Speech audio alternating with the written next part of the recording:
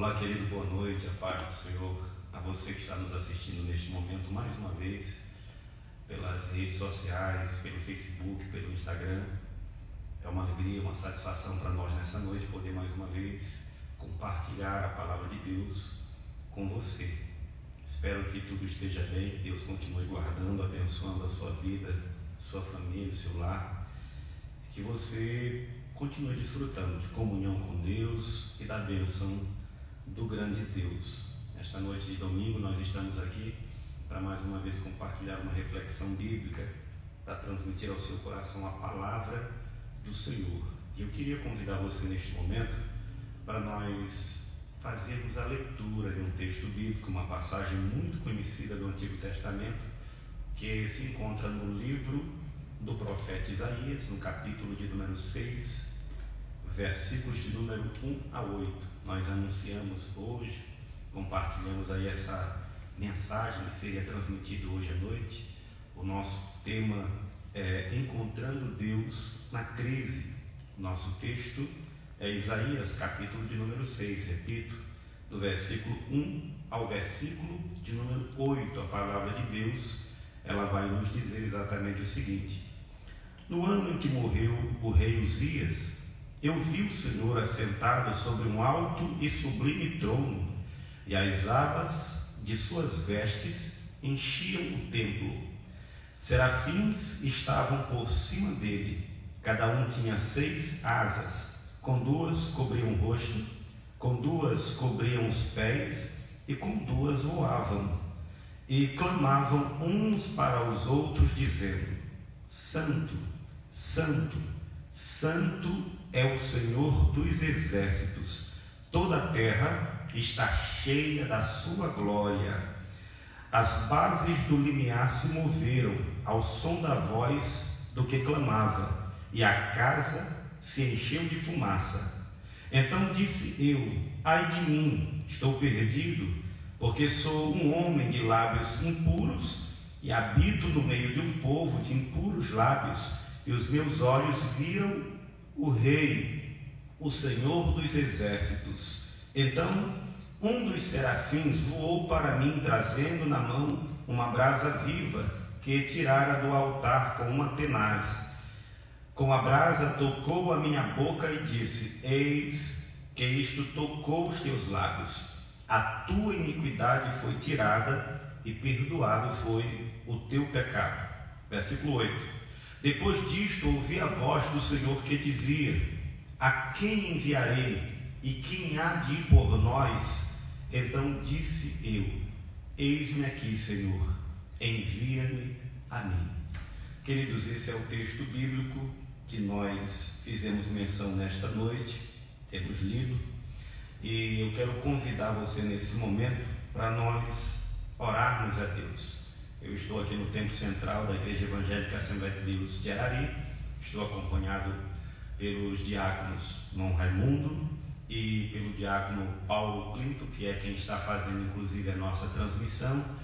Um alô aí, um abraço forte aos nossos irmãos que estão, irmãos da Assembleia de Deus em Arari, que estão nos ouvindo aí do seu lado. Deus continue abençoando a sua vida. Eu quero convidar nesse momento o diácono Dom Raimundo para fazer esta oração de agradecimento pela leitura do texto bíblico. Na sequência, nós estaremos louvando a Deus. O diácono Paulo Clinton estará louvando o nome do Senhor com um hino. Então eu quero convidar o irmão Raimundo para orar a Deus neste momento. Vamos orar.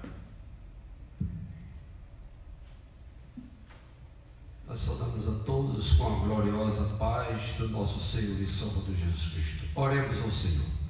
Bendito Deus, eterno Pai, Rei da glória, Pai santo, justo e fiel, retornamos a este santuário para aqui, ó Deus, tributar ao Senhor a glória, a honra, o louvor e toda adoração. Neste momento, Pai, queremos levantar nossas vozes a Ti, meu Senhor, em nome do Teu Filho, para agradecer-lhe ao Senhor por este dia de paz, de alegria, de gozo, de comunhão contigo, pela leitura da Tua santa, eterna, justa e fiel palavra. Pai, oramos a Ti que na noite deste dia, todas aquelas pessoas que estão nos ouvindo, que possa ser de forma grandiosa, ser abençoado pelo Senhor. Rogamos a Ti que o Senhor venha usar o Teu Filho de uma forma grandiosa, poderosa, assim como o Senhor já tem usado em outras vezes. Que na noite deste dia não seja diferente. Que a Tua graça, o Teu amor, a Tua comunhão seja por todos os nossos irmãos que estão nos ouvindo neste momento. É a nossa petição aqui em nome do Teu Filho, aquele que vive e reina para sempre. É isso aí, queridos. Louvado seja o nome do Senhor para sempre. Convido você também para nós adorarmos o nome do Senhor com um hino. Eu convido Paulo Clinton para louvar a Deus neste momento. Logo em seguida, nós já estaremos fazendo uma reflexão sobre o texto de Isaías, capítulo de número 6. Paulo louvando a Deus. Saúdo a todos com a paz do Senhor Jesus, uma boa noite de salvação para os nossos ouvintes. Dizer que estamos alegres e felizes com o Senhor por estarmos na casa dele nesta noite. É um motivo de muita alegria. E nós estamos esperançosos que o mais breve possível vai findar esta quarentena e vamos estar juntos, congregados aqui no templo, toda a igreja. Eu quero cantar um hino juntamente com os irmãos, mas não vou cantar um hino da arte. Cantar um hino bastante conhecido. Quem puder cantar na sua residência, pode abrir a sua boca, louvar a Deus aí, não tem problema. Vamos cantar? Curou-me, curou-me, curou-me a minha cegueira. Um homem que mora acima das estrelas. Ele mora acima das estrelas. Ele é Jesus, o Rei da Glória. Ele mora acima das estrelas. Ele é Jesus, o Rei da Glória. Salvou-me, salvou-me, salvou-me com muito amor. Um homem que mora acima das estrelas. Ele mora acima das estrelas. Ele é Jesus, o Rei da Glória. Ele mora acima das estrelas. Ele é Jesus, o Rei da Glória. Ele mora acima das estrelas. Ele é Jesus, o Rei da Glória. Amém. Deus abençoe. Graças a Deus, louvado seja o Senhor Jesus para todo sempre, que habita acima das estrelas e que é o Rei da Glória. Bem, meus queridos, conforme nós anunciamos desde a transmissão que foi realizada aqui pela manhã, nós trazemos nessa noite uma reflexão baseada no capítulo 6 do livro do profeta Isaías, e o tema que nós estaremos explorando esta noite é Encontrando Deus na crise. Encontrando Deus na crise. Todo o nosso argumento gira em torno da experiência vivida por Isaías, que está registrado nesse capítulo de número 6. Queridos, há uma conveniência no que diz respeito à escolha desse texto e desse tema, logicamente em virtude de tudo que nós temos vivido nos últimos dias. É claro que não é novidade para ninguém, na verdade nós temos sido às vezes até exageradamente bombardeados com informações e mais informações. O certo é que a sensação de medo, de pavor, tem assolado, tem se apoderado do coração de boa parte da população população mundial, e logicamente não é para menos, né? Estamos diante de um desafio sem precedentes nas últimas décadas. É uma crise na saúde mundial que tem o seu reflexo na economia mundial, tem causado grandes, na verdade tem causado um alvoroço social muito grande também, e nós estamos atravessando um período de crise, um período que não respeita os limites das nações, na verdade é de ordem global. E eu gostaria de, na medida do possível, tentar enxergar a nossa condição com base no texto, no tema e na experiência que foi vivida por Isaías. Capítulo 6 registra a experiência particular, uma experiência pessoal de Isaías, e um encontro com Deus. Se você prestar atenção, uma das coisas que você vai observar ao ler o livro do profeta Isaías é que ele não está organizado de forma em ordem cronológica, à semelhança de outros livros proféticos do Antigo Testamento, como é o caso, por exemplo, do livro do profeta Jeremias. Isaías não segue uma ordem cronológica. Do capítulo 1 até o capítulo 6, Isaías faz uma descrição do estado e da condição de Judá. Mas no capítulo 6, ele faz uma espécie de interrupção no fluxo de sua mensagem profética, a fim de narrar os acontecimentos que ele experimentou no ano em que morreu o rei Uzias. Segundo a história, Isaías, num determinado dia, ele vai ao templo do Senhor, e lá no templo do Senhor ele tem uma visão extraordinária. Ele tem, na verdade, um encontro com Deus. Ocorre aquilo que os estudiosos da Bíblia chamam de teofania. Deus aparece ao profeta na casa, no templo que ficava em Jerusalém.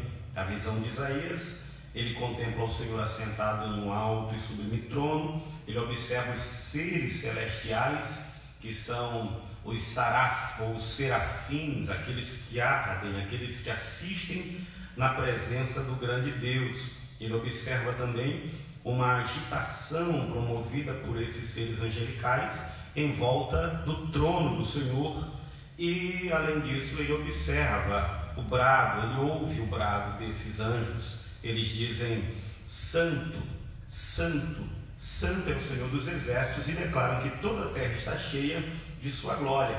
E diante desta agitação celestial, a estrutura do templo, na visão de Isaías, ela chega a tremer, a casa se enche de fumaça, e aquilo causa um impacto profundo, uma impressão profunda na vida do profeta. Inclusive, faz com que ele, além de enxergar Deus na sua visão, consiga finalmente enxergar a si mesmo. Isaías observa que diante de Deus ele não está alinhado com a vontade do Senhor, ele não está vivendo uma vida que esteja dentro dos padrões divinos, e ele imediatamente se sente tocado na sua própria ferida, na sua fraqueza, na sua falha.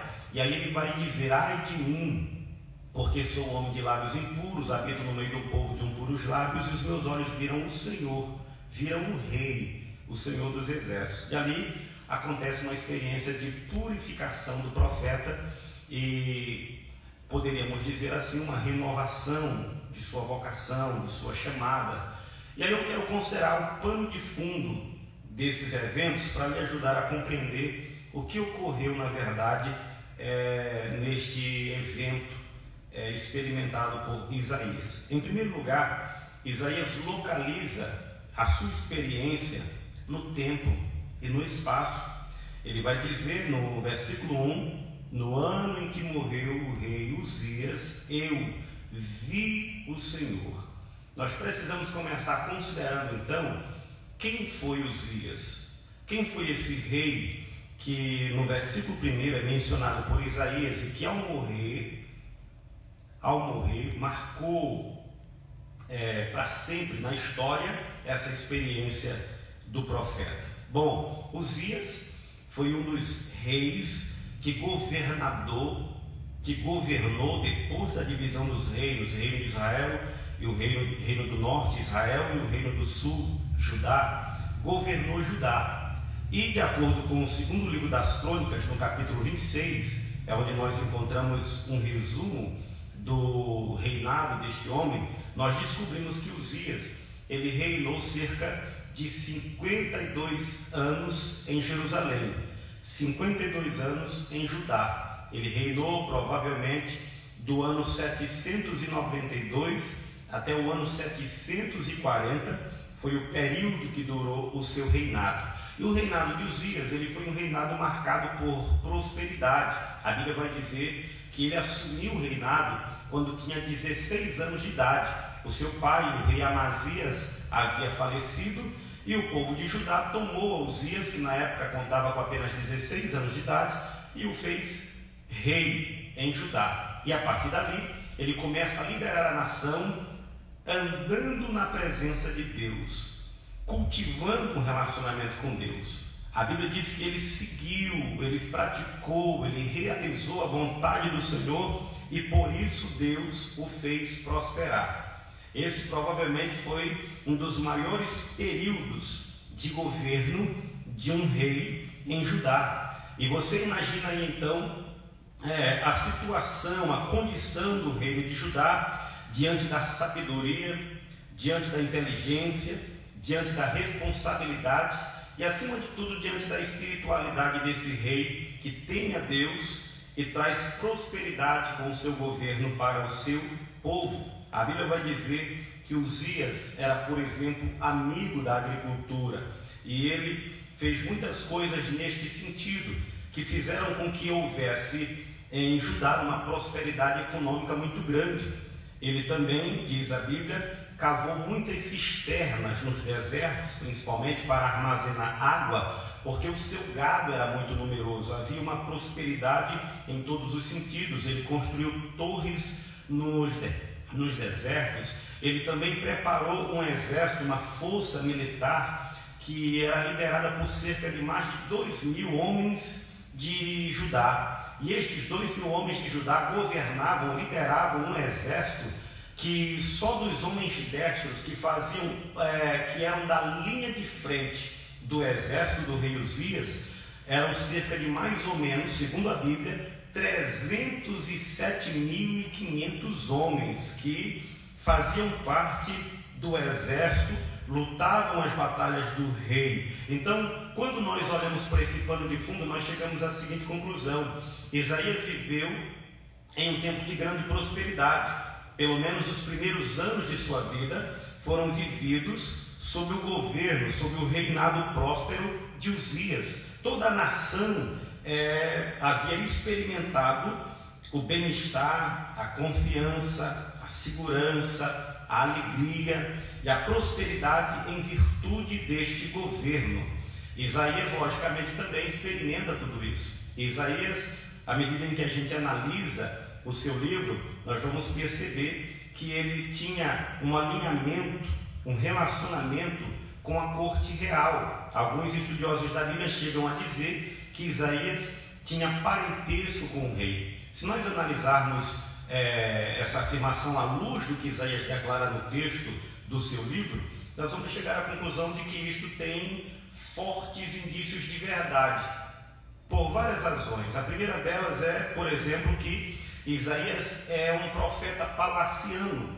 Nós vamos analisar a história de outros profetas e vamos saber que eles não eram populares no palácio. Alguns deles eram perseguidos pelos reis, mas Isaías trabalhou, serviu a Deus no seu ministério profético durante pelo menos 4 reinados. Ele pegou o final do reinado de Uzias, ele trabalhou no serviço profético também, conforme o capítulo 1 e versículo de número 1 também. Ele trabalhou para Deus, serviu a Deus durante o reinado também de Jorão. Depois ele profetizou no reinado de Acaios, e em quarto lugar ele também profetizou no reinado de Ezequias. Com base nesta declaração de Isaías no capítulo 1, nós também queremos fazer a afirmação de que Isaías, no capítulo 6, quando tem o seu encontro com Deus, ele era um jovem, não haveria condições, por exemplo, de Isaías já ser um profeta tarimbado, com os seus 60 ou 70 anos. Às vezes a gente vê umas gravuras, uns desenhos, algumas descrições, e geralmente lá Isaías é apresentado como um ancião, como um homem de barba branca, longa, cabelos brancos, mas na verdade isso não faz justiça à realidade da experiência de Isaías. Se Isaías já fosse um ancião, dificilmente ele teria tido condições de acompanhar o governo de 4 reis consecutivamente. Então, ele tinha acesso ao palácio e, em segundo lugar, a educação de Isaías. Isaías não é semelhante aos outros profetas no que diz respeito à sua linguagem. O hebraico que ele usa na sua escrita é polido, e ele próprio vai dizer acerca de si: o Senhor Jeová me deu uma língua erudita. Ele é considerado, de todos os profetas do Antigo Testamento, o mais polido na sua maneira de se expressar, inclusive de escrever. Isso diz respeito ao alto padrão da educação que Isaías recebeu em sua vida. Então essas são as condições. Isaías faz parte desse contexto. Judá está vivendo um tempo de grande prosperidade, mas em um determinado ano Uzias morre, que segundo a história foi o ano de 740 a.C.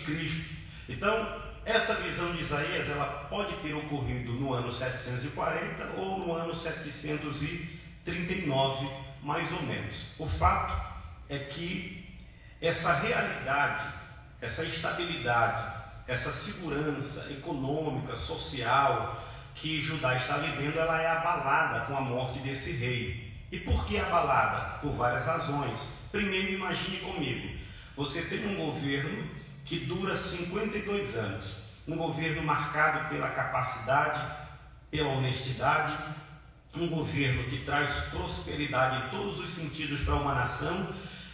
Gerações de pessoas nos dias de Uzias, homens, mulheres, nasceram e cresceram sobre essa prosperidade. Aí você imagina que este rei, que levou esta nação a este patamar social e econômico, morre. É claro que a insegurança se apodera do coração do povo. O que eles começam a pensar? Será que o sucessor vai continuar o trabalho de Uzias? Será que a nação vai continuar no mesmo caminho? Será que a prosperidade vai permanecer? Será que nós vamos continuar seguros como temos vivido até agora? Será que haverá um outro reinado semelhante, parecido, que possa preservar o nosso futuro, preservar a nossa segurança? Bom, essa é uma questão que está no coração do povo. Provavelmente era a conversa que dominava o povo nos mercados, nas praças, nas casas. Provavelmente era um período de grande ansiedade, de muita dúvida. Mas não apenas isso, uma outra notícia estava causando tormento ao reino de Judá. No ano 745, ainda antes de Cristo, Tiglat-Pileser III assume o governo da Assíria e começa um processo de expansão de seu império, de conquista. Alguns anos depois da morte de Uzias, por exemplo, o Império Assírio, ele vai derrubar Samaria, que é a capital do norte, em Israel, e vem descendo em direção ao Egito. Judá estava na rota de conquista do Império Assírio. O Império Assírio, por exemplo, tinha um dos exércitos que no mundo antigo foi considerado um dos mais cruéis. Então, o que acontece? Um outro temor se apodera do coração das pessoas em Judá. Um rei no norte está vivendo um processo de expansão de seu domínio, e Judá está na rota de domínio desse império. E é natural que as pessoas comecem a se perguntar: e agora? O que é que vai ser de nós? O que é que vai acontecer? Como é que nós vamos escapar dessa situação? É só uma questão de tempo, e o pavor, o sono foge, a insegurança se apodera e começa a dominar o coração das pessoas. Todos estão vivendo essa espécie de pânico, e Isaías logicamente está inserido nesse contexto. Eu inclusive acredito que pela declaração de Isaías, quando ele diz: ai de mim, Senhor, porque sou um homem de lábios impuros e habito no meio de um povo de impuros lábios, Isaías está justamente confessando que apesar de ele ser um homem de Deus, de ele já ser um profeta nos dias de Uzias, mas ele está vivendo exatamente como seus contemporâneos estão vivendo. Como homem de Deus, a responsabilidade de Isaías era manifestar confiança em Deus e os oráculos do Senhor, mas não é isso que Isaías está fazendo. Ele vai dizer: eu sou um homem de lábios impuros e habito no meio do povo de impuros lábios. Ele está dizendo que, em termos de declaração, de linguagem, o testemunho de Isaías é semelhante ao testemunho geral da nação, que está apavorada, que está insegura, que está com medo. Isaías não era um camarada boca suja, a impureza dos lábios de Isaías não diz respeito ao fato de ele ter uma linguagem chula ou falar palavrão, não. O fato de Isaías admitir que a linguagem dele estava sendo impura é porque ela não estava manifestando a confiança em Deus. Isaías provavelmente não estava assegurando para a nação o domínio soberano de Deus. Ele não estava apresentando para um povo sem esperança o rei que governa, o rei que domina, o rei que é o Deus de Judá. E então o seu discurso está alinhado não com a soberania de Deus, com os propósitos de Deus ou com os planos de Deus. O testemunho de Isaías está alinhado com a murmuração, com a falta de esperança do povo. Mas aí, quando essa crise se instala, quando Uzias morre, Judá experimenta uma quebra total das coisas em que eles confiavam. Todos os substitutos, tudo aquilo que servia para estimular a confiança, a segurança, é abalado. Aqui eu quero começar a contextualizar, queridos. Aqui eu quero começar a aplicar esta palavra de sorte que ela faça sentido ou tenha significado para o momento que nós estamos vivendo. Preste atenção. Às vezes, quando estamos rodeados de tranquilidade, de segurança, de instabilidade, é natural que nós passemos a depositar a nossa confiança nas coisas que estão à nossa volta. No caso de Judá, a confiança estava em Uzias, no rei sábio, inteligente, que seguiu os caminhos de Davi, que andou com Deus pelo menos por uma boa parte do tempo de sua vida e que trouxe grande prosperidade. Como o povo confia em Uzias, agora Uzias morre e o povo precisa continuar confiando em alguma coisa. Confiarão em quem? Confiarão em quê? Aqui eu começo a aplicar um papel interessante que muitas vezes a crise ela desempenha em nossas vidas. Às vezes, repito, estamos cercados e confiados nos nossos bens, no nosso governo, estamos confiados nas tecnologias que possuímos para combater os mais variados tipos de problema, mas a crise vem, abala o nosso mundo e nos mostra o quanto o nosso mundo é instável, o quanto o nosso mundo é inseguro e o quanto nós somos vulneráveis aos acontecimentos da vida. Nos mostra também que a vida passa por mudanças, às vezes inesperadas. Às vezes nós estamos caminhando pela estrada da tranquilidade, pela estrada da bonança. De repente algum tipo de abalo cruza o nosso caminho e a nossa estrada muda completamente. Nós saímos da paz para a aflição, da tranquilidade para o desespero. Deixamos de confiar nas pessoas, deixamos de confiar em nós mesmos e precisamos agora de algo que seja maior do que tudo que habita na esfera horizontal em nossos relacionamentos. Aqui há um abalo em Judá que vai fazer com que as pessoas voltem a olhar para Deus. Aleluia, louvado seja o nome do Senhor para sempre. Esse tempo de prosperidade se encerra.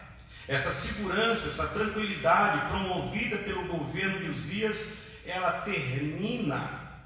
O mundo de Judá fica abalado. Isaías, contando na época com cerca dos seus 18 ou 20 anos de idade, segundo alguns estudiosos da Bíblia, como é o caso, por exemplo, do professor Luiz Saião, ele então vem ao templo, ele vai ao templo. As pessoas estavam acostumadas a resolver os seus problemas na sala do Palácio Real, na casa onde o rei morava. Todas as dificuldades eram levadas a Uzias. Uzias resolve isso, Uzias resolve aquilo, deixa que Uzias dá conta, deixa que Uzias resolve. O povo está acostumado a confiar que as soluções brotarão na vida horizontal, no convívio com o rei que é sábio, que governa todas as coisas. Mas num determinado dia, Uzias morre e o trono da casa real fica vazio. Ninguém pode ouvir um conselho de Uzias, se bem que nesses dias que Uzias morre, ele já não está vivendo mais na casa real, ele já está vivendo no isolamento por causa da lepra que lhe acometeu, mas ele continuou comandando por meio de seu filho, continuou comandando o reinado. Então o povo não consegue ficar instável, não consegue permanecer confiado diante daquela situação que eles estão vivendo. E Isaías vai para o templo. Quando ele chega no templo, acompanhe o meu raciocínio, porque isso é muito interessante. Quando ele chega no templo, ele tem uma visão. E que visão é essa que Uzias tem no templo? Não é coincidência, querido.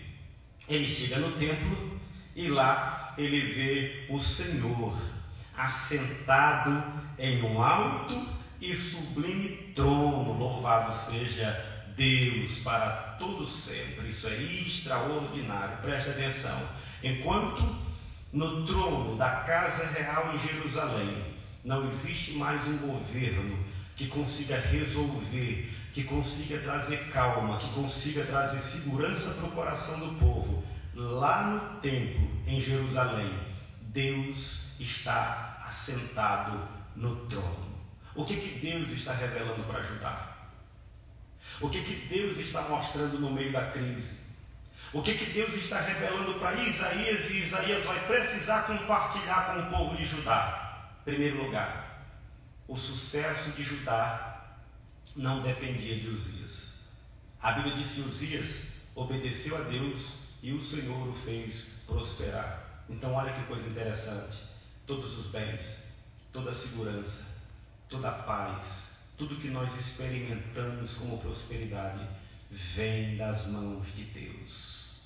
O homem é um instrumento, o homem é o ser que Deus usa, mas a prosperidade vem do Senhor.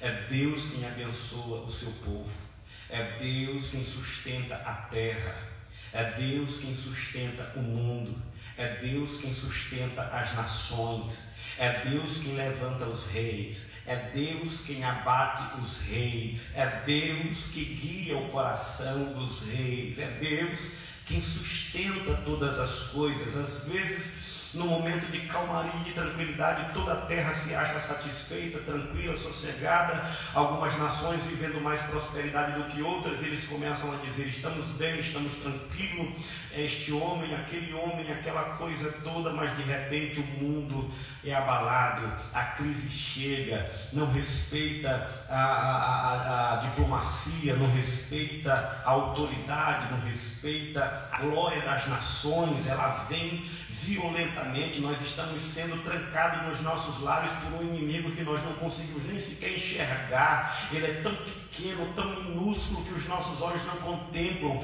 mas eles nos meteram medo e nos trancaram nos nossos lares por motivo de força maior. Olha que coisa interessante. Há uma crise instalada no mundo, e essa crise ela tem feito, logicamente, a gente tem observado, com que muitas pessoas se lembrem do Senhor. Na crise, muitas vezes, é que nós deixamos de confiar no que antes ocupava um espaço, na nossa vida, demasiado, que inspirava segurança. Tudo isso é abalado e agora a gente entende: somos vulneráveis, somos fracos e precisamos de Deus. Isaías chega no templo, e quando ele chega no templo, provavelmente para orar, é um tempo de insegurança. Nós estamos vendo aí as pessoas cantando nas janelas dos prédios, as pessoas dentro dos seus lares fazendo oração, pedindo a Deus para ter misericórdia.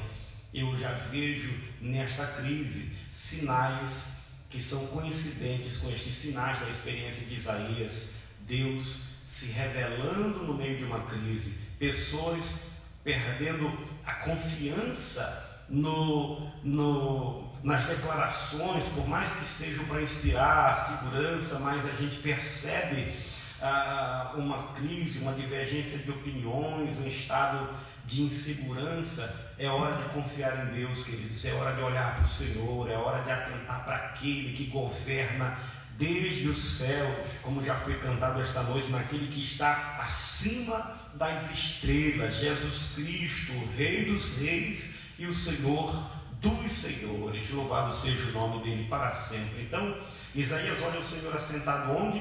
No trono. Enquanto o governo estável de Uzias foi interrompido no palácio, na casa real, no templo em Jerusalém, Deus se mostra sentado no trono. O que Deus está mostrando? Que na verdade a sede do governo de Judá não era a casa real. A sede do governo soberano de Judá estava no templo, na casa de Deus. Isaías chega no santuário e Deus está sentado num alto e sublime trono. O trono de Uzias é temporário, o governo humano é temporário, a habilidade humana tem limite, o poder do homem também tem limite, mas assentado no alto e sublime trono está aquele Deus cujo poder não conhece limites, cuja sabedoria não conhece limites, cuja soberania é real, é total e verdadeira.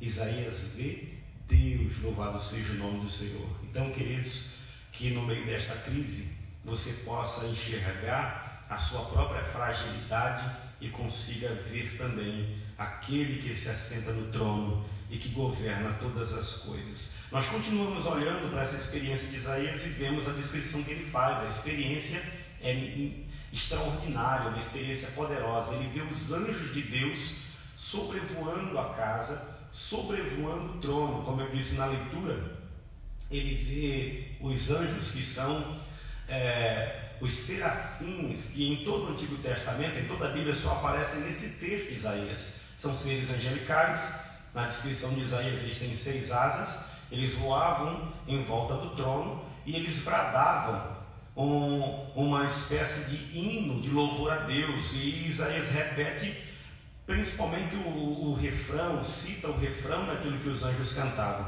Se você colocar aí a sua imaginação para funcionar, isso mexe com a gente. Imagine que você está no santuário, a casa começa a se encher de fumaça, as paredes do templo começam a tremer e você observa os seres angelicais, anjos que estão voando diante do trono de Deus. Eles começam a bradar com aquela voz trovejante, dizendo Kadosh, Kadosh, Kadosh. A palavra no hebraico que eles estão bradando, eles estão dizendo Santo, Santo, Santo é o Senhor dos Exércitos.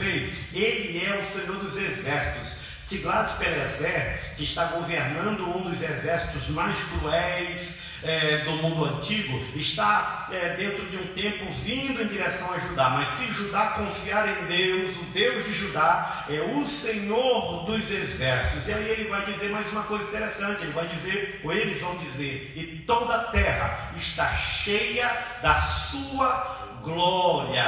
Aleluia. Será que o povo de Judá estava percebendo isso?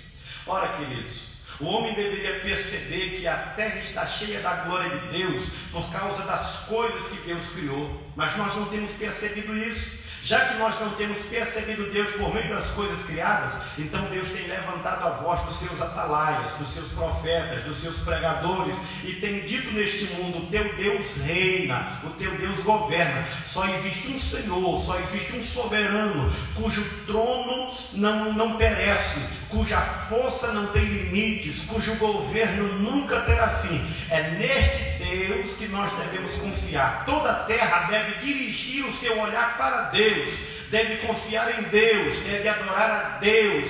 Se a terra inteira estivesse reconhecendo antecipadamente o governo de Deus, a soberania de Deus, a salvação que Deus proporcionou em Cristo Jesus, nós estaríamos livres de tantas crises e de tantos males que nós temos vivido e que é resultado principalmente do nosso pecado, da nossa desobediência e do nosso esquecimento de Deus.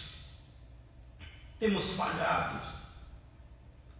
É preciso que Isaías vá ao templo, busque a Deus na crise, Agora, o que eu acho mais interessante ainda é a misericórdia de Deus operando na crise.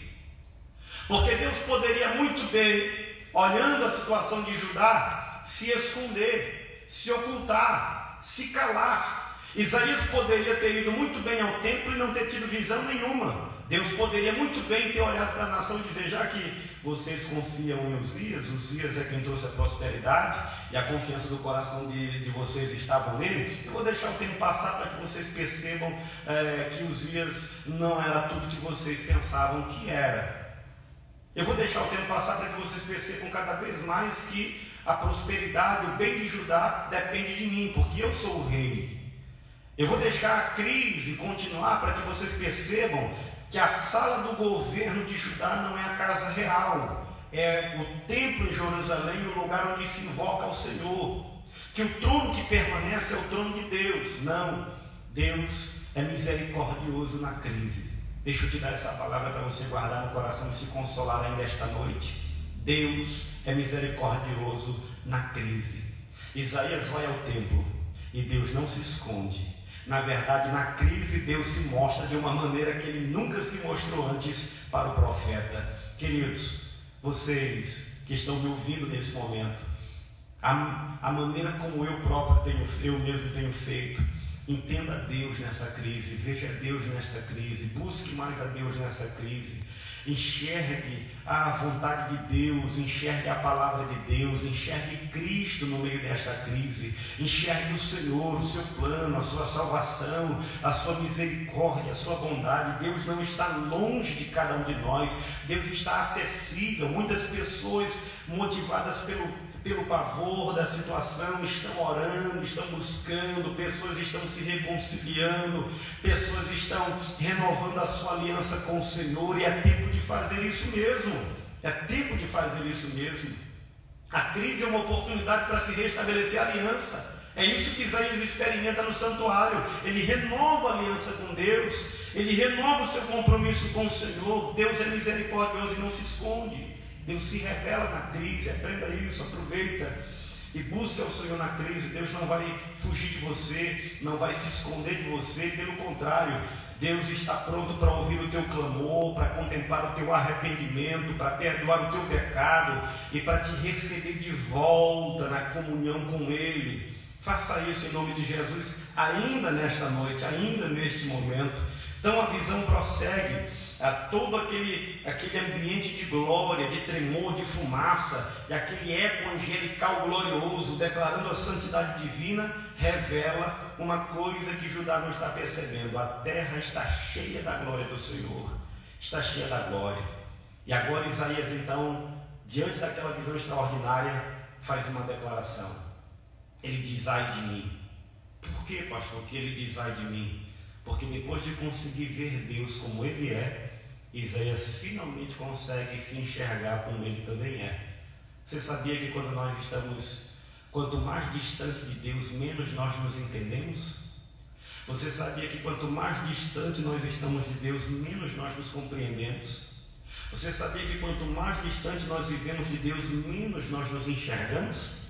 Nós fantasiamos, nós criamos a nossa imagem pessoal, nós criamos nossa própria ilusão e passamos a conviver com ela. Somos isso, somos isso, somos isso. E as pessoas vão na nossa onda e vão dizendo: ele é isso, ela é isso, ela é isso, ela é isso. Mas quando Deus se revela na sua glória, quando Deus se revela na sua majestade, quando Deus se revela como Ele é, de uma maneira que nós nunca vimos, finalmente nós conseguimos também enxergar quem nós somos. Eu disse pela manhã na ministração da escola bíblica, citei isso, frisei isto, que se você quiser se comparar, compare-se com Deus, aí você vai descobrir quem você é, como você está aqui no ideal divino. E aqui Isaías vê a si mesmo, ele se enxerga.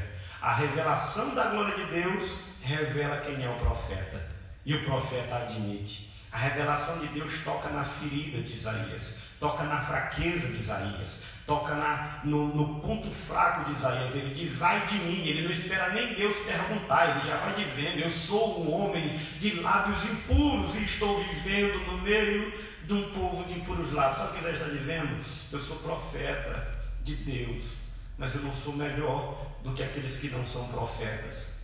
Para a nossa linguagem é como se Isaías estivesse dizendo: eu sou crente, mas eu não tenho me comportado melhor do que aqueles que não são crentes. Os crentes deveriam ser marcados pela confiança, pela intimidade, pela firmeza, pela esperança, pela confiança em Deus. Mas Isaías estava vivendo como aqueles que não conheciam ao Senhor. A linguagem de Isaías, o discurso de Isaías era tão pessimista, tão preocupante, tão aflitivo quanto era também o discurso dos demais que não tinham intimidade com Deus. Mas agora Deus se revela, Deus se mostra para Isaías. Isaías enxerga que não está vivendo dentro dos padrões de Deus. Que coisa extraordinária! No meio da crise, preste atenção, no meio da crise, Isaías vai ao templo, contempla Deus e enxerga a si mesmo, enxerga suas falhas. Sabe de uma coisa? Eu, particularmente, compartilhando com você, tenho ponderado muito sobre minha vida cristã. Tenho dobrado os meus joelhos no meio dessa crise e tenho me perguntado sobre como Deus está me vendo, sobre o que eu tenho sido diante do Senhor. Porque, para falar a verdade, escute o que eu vou dizer. Às vezes, o que você tem sido diante dos homens não é a mesma coisa que você tem sido diante de Deus. E às vezes nós nos preocupamos mais com isso. Nos preocupamos com o que as pessoas pensam de nós. Nós temos a nossa imagem, nós temos a nossa reputação, temos a nossa imagem transmitida para o mundo. As pessoas pensam muito, fazem julgamento, juízo a nosso respeito, criam suas opiniões, e nós estamos muitas vezes escravizados a esse tipo de opinião. Mas você já se preocupou com o que Deus sabe sobre você, a realidade que Deus tem visto na tua vida, como Deus tem te contemplado? Você tem preocupado tanto em atender o padrão das pessoas, satisfazer as pessoas, mas você tem falhado em satisfazer os padrões de Deus. Igreja do Senhor, escute o que eu vou dizer neste momento, você que tem fé em Jesus. No meio desta crise, Deus está chamando a sua igreja para assumir a sua responsabilidade profética, para assumir a sua responsabilidade como ministra de Deus no meio dessa geração. Nós não podemos ser como povo à nossa volta, nós não podemos ser marcados da mesma forma pela incredulidade, pelo afastamento. Nós não podemos cair no laço do cristianismo nominal, da fé nominal. Nós temos que viver uma fé real, uma fé firmada em Deus, uma fé que conhece Deus, uma fé sincera, uma fé que não produza enganos em nosso coração, nem nos leve a enganar as pessoas, uma fé que encontre Deus quando busca, uma fé que adore a Deus de verdade, que não era o que estava acontecendo na vida de Isaías, mas Deus usa a crise para trazer Isaías para o lugar do encontro, que no meio desta crise, a igreja do Senhor vá para o lugar do encontro, volte para o altar da oração, volte para o altar do arrependimento, do quebrantamento e da sinceridade. É hora de servir a Deus, é hora de experimentar a graça de Deus, a misericórdia de Deus e de viver o que Deus tem para nós. Eu vou fechar essa reflexão dizendo para você, Isaías admite, ele fala para Deus, ele não oculta mais, ele não esconde. O quebrantamento de Isaías é tão sincero que ele não esconde de Deus e não esconde dos leitores. Que coisa extraordinária! Ele escreve isso. Nós gostamos de falar mais das nossas conquistas, gostamos de falar mais das nossas virtudes, gostamos de apresentar mais para as pessoas a nossa eficiência, as nossas qualidades, as nossas conquistas. Nós queremos que as pessoas sempre nos enxerguem por esse lado. Jamais nós nos atreveríamos a escrever a nosso próprio respeito algo que não contribuísse para a admiração das pessoas a respeito do nosso ministério, da nossa vida, da nossa fé, de quem nós somos. Mas chegou o tempo de isso cair por terra. É hora de sinceridade, é hora de viver na presença de Deus. Isaías diz: ai de mim, eu sou um homem de lábios impuros. Ele confessa. Queridos, que esta crise nos conduza para o altar da confissão, que esta crise nos conduza para o altar da sinceridade, que esta crise nos conduza para o altar da restauração, que esta crise nos leve para a confissão sincera, para uma abertura do coração diante da presença de Deus, porque só assim nós encontraremos graça, Só assim nós encontraremos misericórdia. Que o quebrantamento venha sobre o povo do Senhor. O arrebatamento está às portas e o estado da igreja no mundo também é muito preocupante. Nós não temos sido melhores do que as pessoas que não conhecem a Deus e temos falhado com a nossa missão. Mas é tempo disto mudar, é tempo das coisas se alterarem neste sentido. Precisamos incorporar a nossa vocação e o nosso chamado que Deus nos deu. E isto começa numa restauração, num relacionamento com o Senhor. Quando Isaías faz confissão, quando ele admite os seus erros, Deus usa de misericórdia. A Bíblia diz que um anjo voa em direção a Isaías e vem trazendo na sua mão uma tenaz, uma espécie de alicate que era usado pelos ferreiros, daquela época, e ainda é usado ainda hoje. Mas o anjo tira uma brasa com aquela tenaz e traz aquela brasa. E aí ele estende o braço com aquela brasa na ponta da tenaz e toca nos lábios do profeta e diz assim: eis que isto tocou os teus lábios. O teu pecado foi perdoado, a tua iniquidade foi tirada. O que eu aprendo aqui? Eu aprendo que na crise Deus manifesta a sua graça. Olha que coisa extraordinária. Na crise, aquilo em que a gente confia é arrancado de nós. Na crise, nós nos lembramos de Deus e descobrimos que o seu trono soberano continua ocupado. Não importa se este governo não sabe o que fazer, não importa se este poder não está sendo eficiente. O que vai importar agora é que o trono de Deus continua ocupado soberanamente por aquele que é rei sobre toda a terra. E nós confiamos nele, confiamos na soberania dele, confiamos no poder que ele tem. Aí agora, a visão promove o quebrantamento e a confissão de Isaías. Isaías sente-se tocado na sua ferida, sente-se tocado. No momento da tranquilidade, Isaías maquia a sua realidade. No momento do quebrantamento, da aflição, Isaías confessa o seu pecado. E o que Deus faz? Pastor Deus rejeita Isaías? Deus vira as costas para Isaías? Não, olha que coisa extraordinária. Quando o profeta quebrantado confessa o seu pecado, Deus diz ao anjo: toca aos lábios dele com uma brasa do altar do sacrifício. O altar do sacrifício era onde era realizado o sacrifício para expiação do pecado. O anjo traz a brasa, toca ao lábio do profeta e ele é perdoado, ele é sarado, ele é restaurado. A crise também pode ser um tempo de restauração. Albert Einstein dizia que é na crise que nascem os heróis. Essa crise não veio para nos acabar, para nos destruir. Eu creio que ela veio para nos despertar, para nos melhorar, para nos fazer lembrar de Deus, para nos fazer buscar a Deus, para nos fazer confiar em Deus, para nos fazer depender mais de Deus e para estarmos preparados para o arrebatamento. Escute o que eu vou lhe dizer. Se não for por causa do Covid-19, será por outra causa, mas todos nós morreremos um dia, e essa morte será seguida pelo juízo e pela condenação eterna, se nós não nos voltarmos para Deus agora. Mas foi para isso que Jesus Cristo morreu no Calvário. Ele morreu no Calvário para proporcionar uma brasa purificadora para a nossa vida, para tocar não apenas os nossos lábios, mas para tocar o nosso coração e nos purificar de toda injustiça, de todo pecado e de toda maldade, para nos dar a salvação que Deus ofereceu ao mundo inteiro por meio da morte de Jesus no Calvário.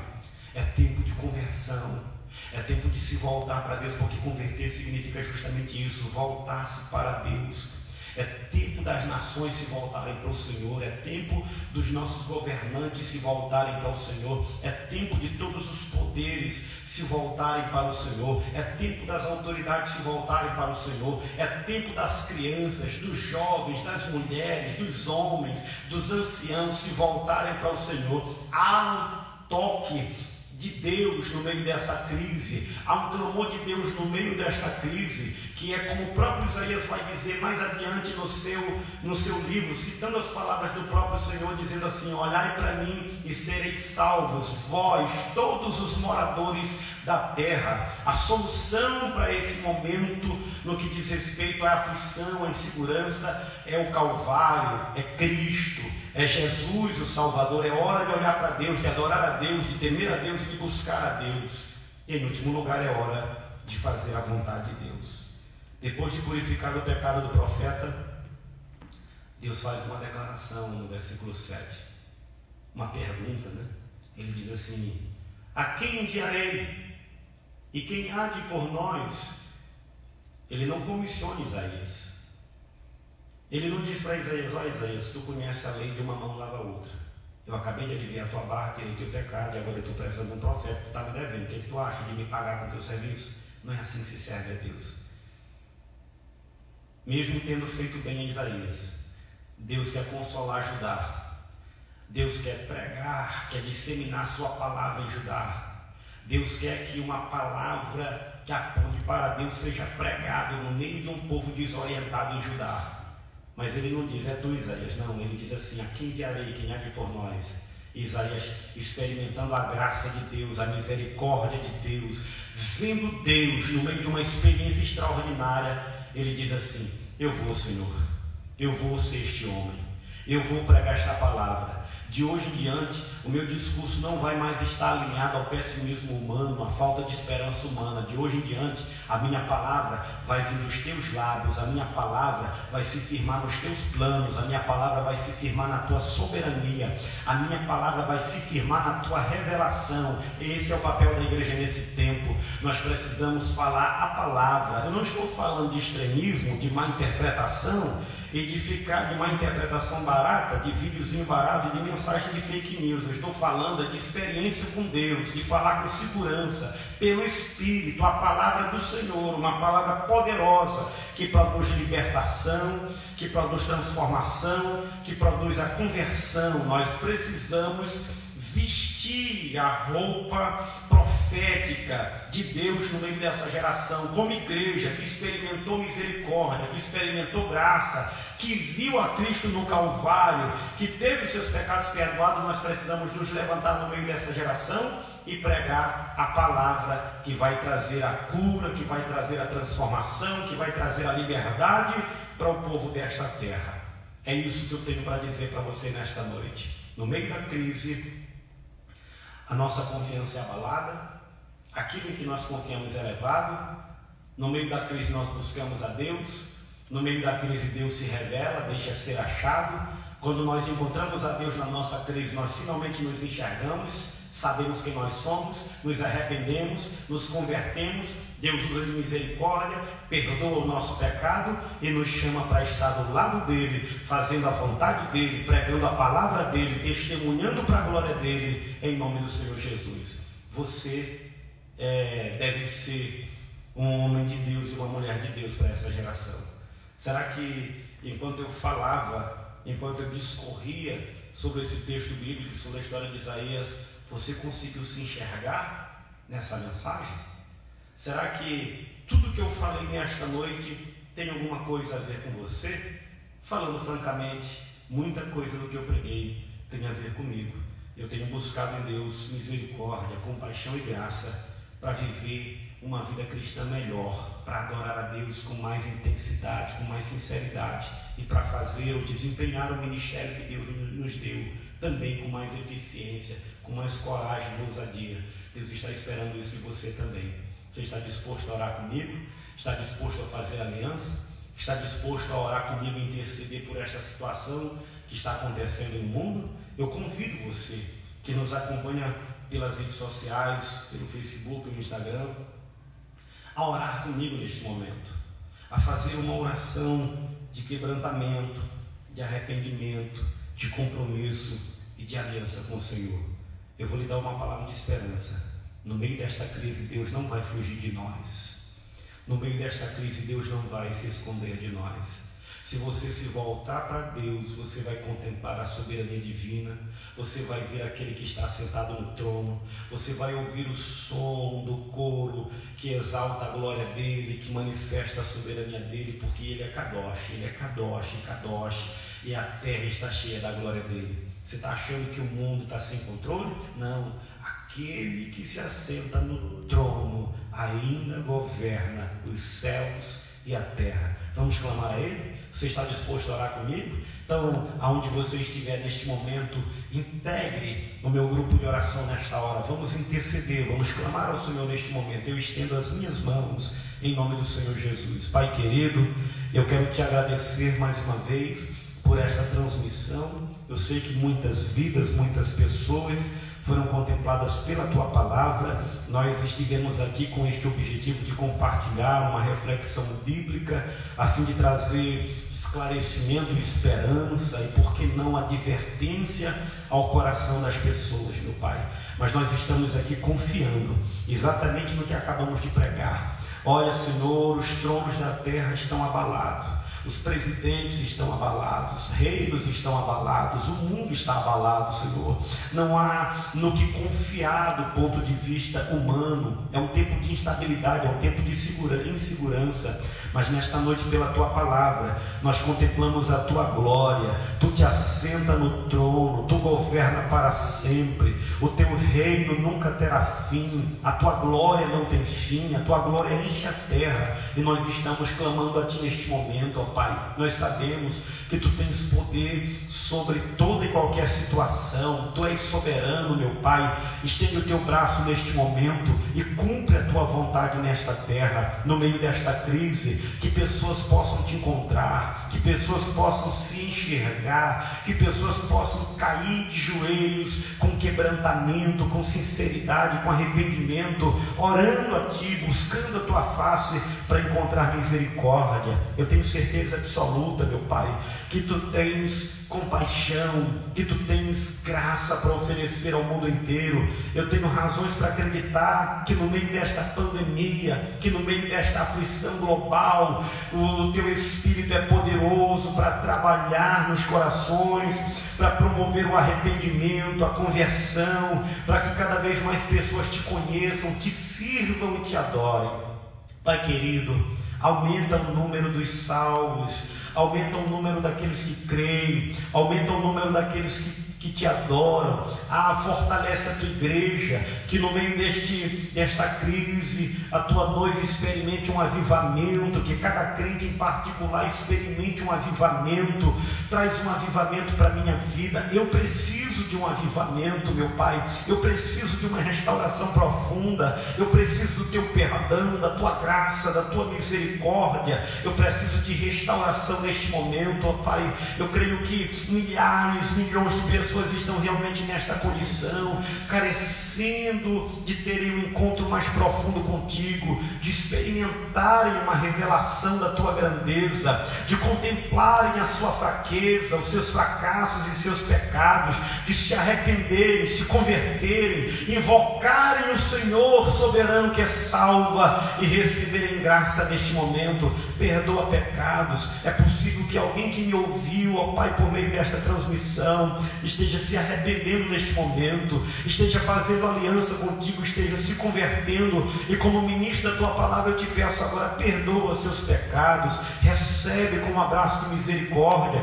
recebe com um abraço de perdão e de restauração esta pessoa que agora está renovando contigo uma aliança. Levanta, fortalece, enche de graça, enche do Teu Espírito e aumenta o número dos Teus atalaias no meio dessa geração. Concede a Tua palavra um número maior de homens e mulheres que tenham uma experiência contigo, que tenham intimidade contigo e que tenham a Tua palavra na boca, tenham a Tua palavra no coração e nos lábios para pregar uma mensagem de restauração nesse tempo tão difícil difícil que o mundo está vivendo. Te agradeço por esta noite, te agradeço pelos meus irmãos que estiveram aqui comigo, te agradeço pelos meus irmãos que nos assistiram pela transmissão. Abençoa o lar de cada um dos teus servos, continua abençoando a vida e o ministério do nosso pastor presidente, dos demais pastores, obreiros. Pai querido, que quando tudo isso passar, a tua igreja se reúna, cheia de alegria, de força e de glória da parte do Senhor. Eu te peço encarecidamente estas bênçãos, e por fé eu te agradeço. Antes de entregar a bênção pastoral, quero lembrar você que amanhã, a partir das 19 horas, nós teremos novamente transmissão. O pastor Manuel Batista de Lima, pastor presidente aqui da Assembleia de Deus em Arari, estará pregando a palavra do Senhor aqui à noite também, e será transmitido para todos vocês. Queridos, compartilhe esse vídeo, compartilhe essa palavra. Deus continue nos abençoando. Um abraço a todos, que a graça do nosso Senhor e Salvador Jesus Cristo, o amor eterno e soberano de Deus, nosso Pai, o consolo e a comunhão do Espírito Santo seja com você, desde agora e para sempre. Amém. Deus abençoe, um abraço e até a próxima.